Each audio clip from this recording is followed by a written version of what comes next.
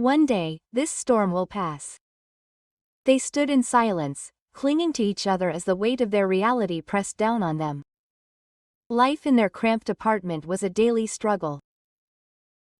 John, still unemployed, and Abigail, unable to get his business going again, was forced to buy food on credit from local grocery stores.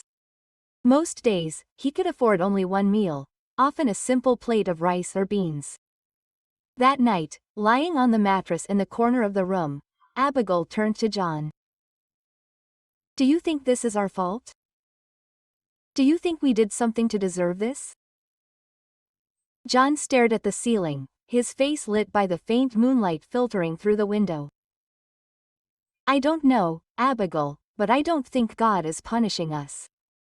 Maybe there's a lesson to be learned from all this." Abigail sighed. "I just want everything to go back to the way it was. I miss our home. I miss the peace we had." John held her close, placing a tender kiss on her forehead. "We will find that peace again, Abigail. I don't know when or how, but I believe in God. We just have to hold on a little longer." As the days turned into weeks, the couple clung to their faith, even as their situation grew more difficult. Abigail woke up every morning to help her neighbors with their chores in exchange for small donations of food or money. John took odd jobs ranging from washing cars to working on construction sites. One day, while returning from a neighbor's house for whom she had washed laundry, Abigail collapsed to the ground, exhausted and frustrated. "Why, Lord?" she cried, tears streaming down her face. "Why do you allow us to suffer so much?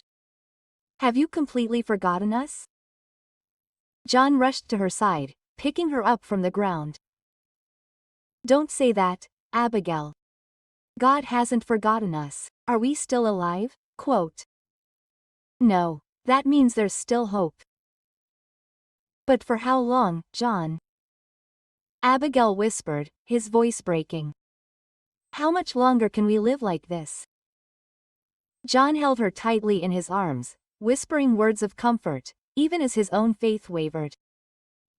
Together, they knelt on the cold floor and prayed, pouring their hearts out to God, begging for mercy. Their voices echoed in the empty room, a desperate plea for deliverance.